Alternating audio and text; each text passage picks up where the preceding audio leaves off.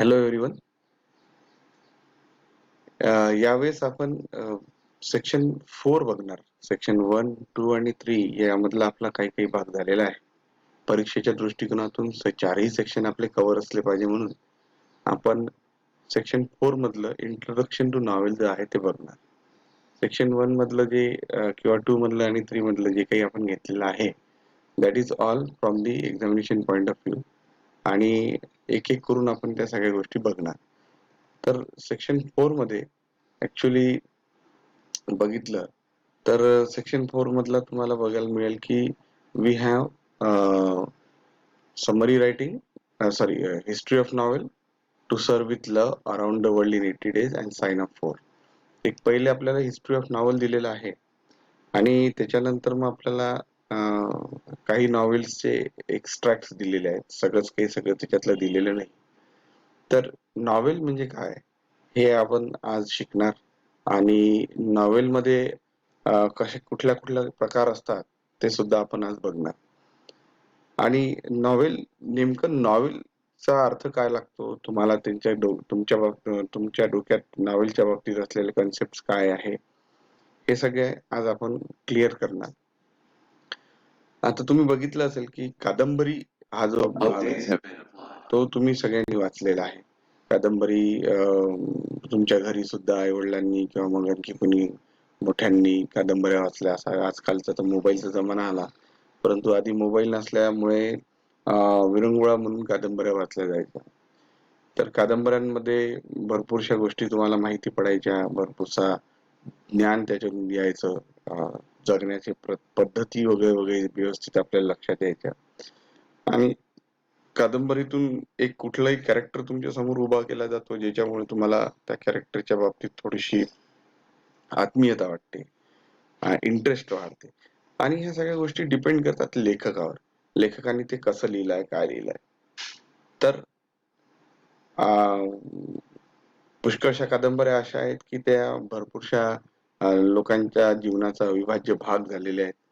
पुष्कळशा कादंबऱ्या अशा आहेत की त्याच्यातले उदाहरणं आपण नेहमीच्या नेहमी देत राहतो. आणि पुष्कळशा कादंबऱ्या अशाही आहेत की त्यांनी लोकांना जगण्याची पद्धत शिकवली वगैरे वगैरे. तर हे लेखकाने जे काही जीव प्राण त्याच्यात ओतला आहे तो कादंबऱ्यांना चित्रीकरण करायला चित्र आपल्या समोर उभं होत असतं. आता याच कादंबऱ्यांमधलं पुष्कळशे असे भाग आहेत की असे कादंबऱ्या आहेत की जे सिनेमात सुद्धा कन्वर्ट झाले आहेत.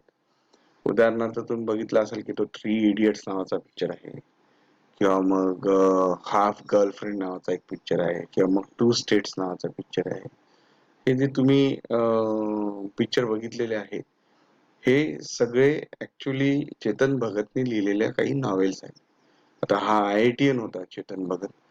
नंतर त्यांनी इंजिनिअरिंग सोडून, बँकिंग सोडून स्वतःला फुल टाइम रायटर म्हणून घोषित केलं आणि स्वतः त्यांनी इतके घोषित तर केलं परंतु चांगले चांगले नॉवेल्स लिहून सिद्ध सुद्धा केलं. ग्रेट इंडियन नॉवेल नावाची एक आहे, शशी थरूरने लिहिलेली. भरपूर आहे इंडियन नॉवेल्सच. आपण विदेशी तर बघितलं तर फार दूरची गोष्ट, पण इंडियन जर बघितल्या तर इतक्या नॉवेल्स आहेत की त्यातून भरपूरसा इन्साइट आपल्याला मिळतो, जगण्याची पद्धत कशी असते लोकांची वगैरे वगैरे ह्या सगळ्या गोष्टी आपल्याला समजतात. सर याचा इतिहास आपल्याला बघणं जरुरी आहे. हिस्ट्री ऑफ नॉवेल, नॉवेल नेमकी सुरुवात कुठून झालेली आहे आणि नॉवेलचं रूप कसं कसं बदलत गेलं हे सगळं आपण आजच्या या क्लासमध्ये शिकणार आहोत. होऊ शकते या चॅप्टरला कम्प्लीट करायसाठी किंवा मग या हिस्ट्री ऑफ नॉवेलला कम्प्लीट करायसाठी आपल्याला 2 किंवा 3 लेक्चर्स लागतील.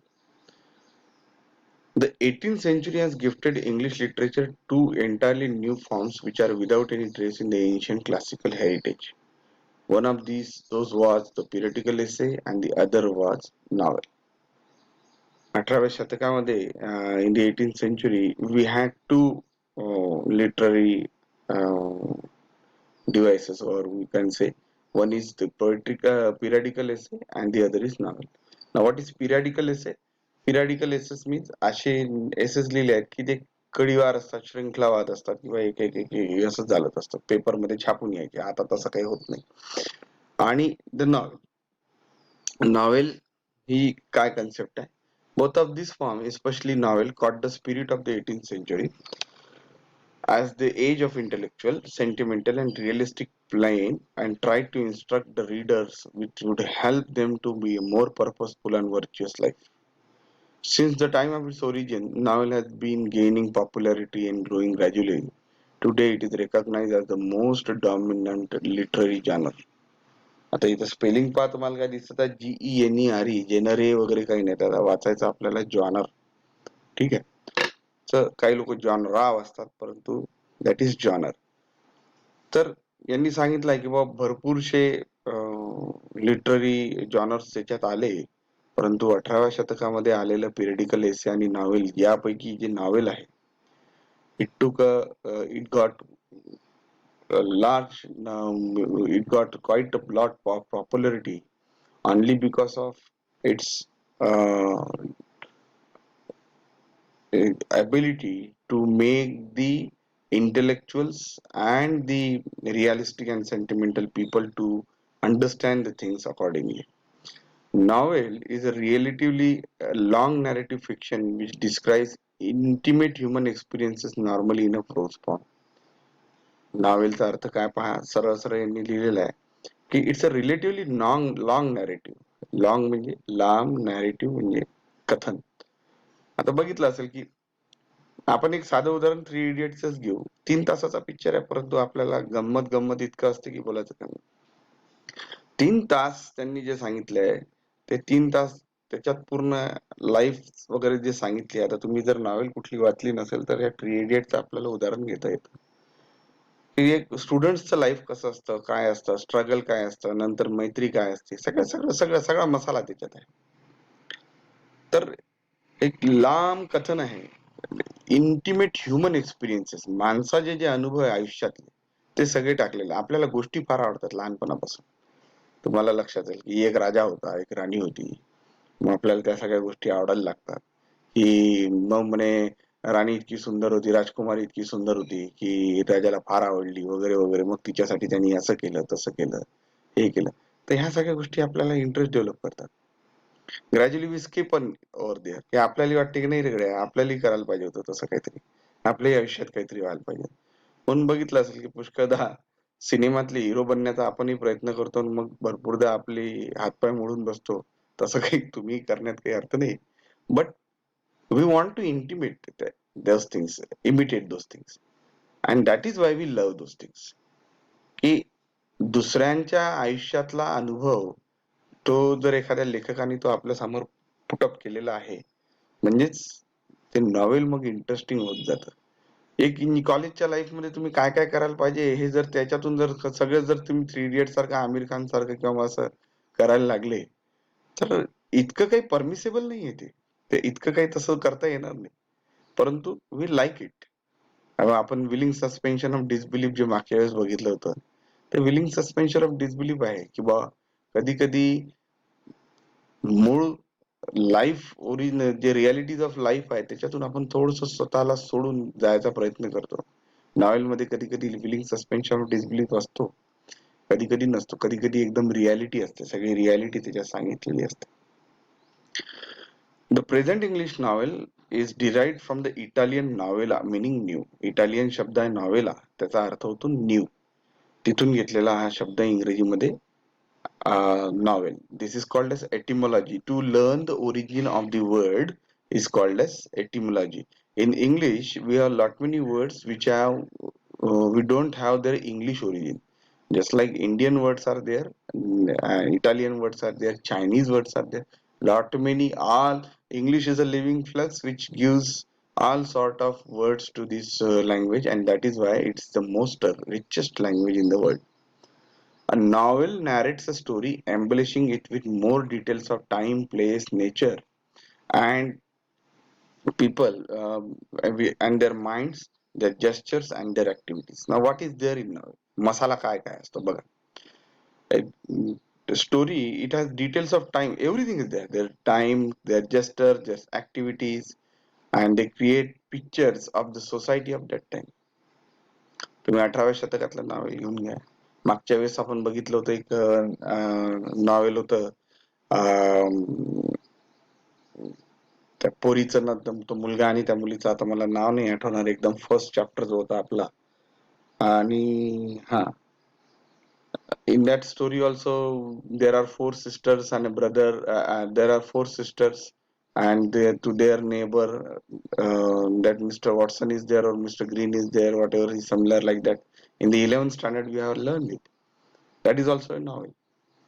So a novel narrates a story, novel makes life easier to understand than in drama and poetry.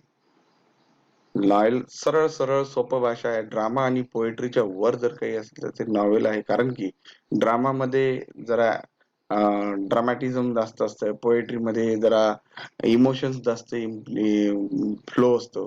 परंतु नॉवेलमध्ये ह्या दोघांचं मिडल साधून खूप जबरदस्त पद्धतीने सगळ्या रियालिटीज आपल्याला दाखवण्याचा प्रयत्न करतात.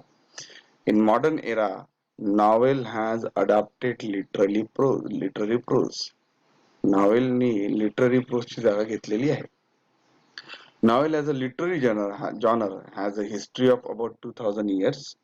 Among the early precursors of novel, a collection of tales of Greek Romans dating from the 2nd to 6th century may top the list. These imaginative and delightful story of idle love and marvelous adventures profound affected the creative writing for next 1000 years. Now, they are saying that novel it's from the 18th century or beyond that. It has an history of 2000 years. Now we can have other type of things. These are though the novel is the modern era usually makes use of literary prose. The early traits of the genre can be found in Virgil's Eclogues or Malory's Morty the Arthur or Geoffrey Chaucer's The Canterbury Tales. आता हे खूप मोठे मोठे novels आहेत. आता जर Virgil सिक्युलोग जर वाचलं तर ते इंग्लिश सगळं जुनं आहे, त्याच्यामुळे तुम्हाला काही समजणार नाही त्यातलं. मॅलोरीज मॉर्टे दी ऑर्थर हे सुद्धा तसंच ओल्ड इंग्लिश मध्ये लिहिलं आहे.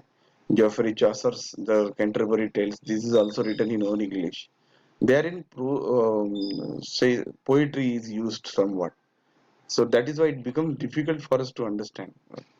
And Murasaki Shikibu's Tale of Genji, that is also written in 1010, has been described the world's first novel. 1010 मध्ये लिहिलेलं जे नॉवेल आहे टेल ऑफ जेंजी, ठीक आहे, तर हे पहिलं नॉवेल असं समजून चाललं जातं. अंडरलाईन करून घ्या, हे तुम्हाला कदाचित विचारल्या जाऊ शकते. Has been described as the world's first novel. The European novel is often said as to begin with Don Quixote by Spanish writer Miguel de Cervantes, which was published in two parts between 1605 and 1615. तर don क्विक्सॉट नावाचं हे novel आहे, Spanish रायटरने लिहिलेलं आहे. आणि Spanish writer his name is Miguel de Cervantes and that was written in 1605 and 1615. In the 18th century, the appearance of newspaper and magazine attracted a large number of readers from the middle class. मध्यमवर्गीय लोक याला भरपूरसे attract झाले, ठीक आहे. आणि these new readers had little interest in romances and tragedies which were appreciated by the upper class. त्यांना romance tragedy वगैरे असं काही नव्हतं पाहिजे, पण अप्पर क्लासला पाहिजे. Thus, need for a new type of literature arose that would express the new ideas of the 18th century. मग त्यांना नवीन काहीतरी पाहिजे होतं, म्हणून the 18th century new literature was characterized by the spirit of realism and denial of romantic features like enthusiasm, passion and imagination. या तिन्ही गोष्टी लावून करून नवीन काहीतरी करण्याचा प्रयत्न म्हणून त्यांनी the foreground for the novel was prepared by all this factor. म्हणजे या सगळ्या गोष्टींना मागे टाकून त्यांनी नॉवेल हा घटक इथे आणण्याचा प्रयत्न केला. आणि नॉवेलला 18व्या शतकामध्ये खूप जास्त लाइकिंग्स मिळाले, आवड निर्माण झाली, लोकांनी उचलून धरणं ज्याला म्हणत असतो आपण, हे सगळं तिथे झालेलं आहे. तर पुढच्या लेक्चर मध्ये याच्या पुढचं आपण बघूया आणि नॉवेलचे काय काय प्रकार असतात हे सगळं आपण बघूया. पुढच्या लेक्चर मधलं बघणं विसरू नका आणि एक दोनदा याला परत परत वाचा, जेणेकरून हे तुम्हाला लक्षात येईल. थँक्यू.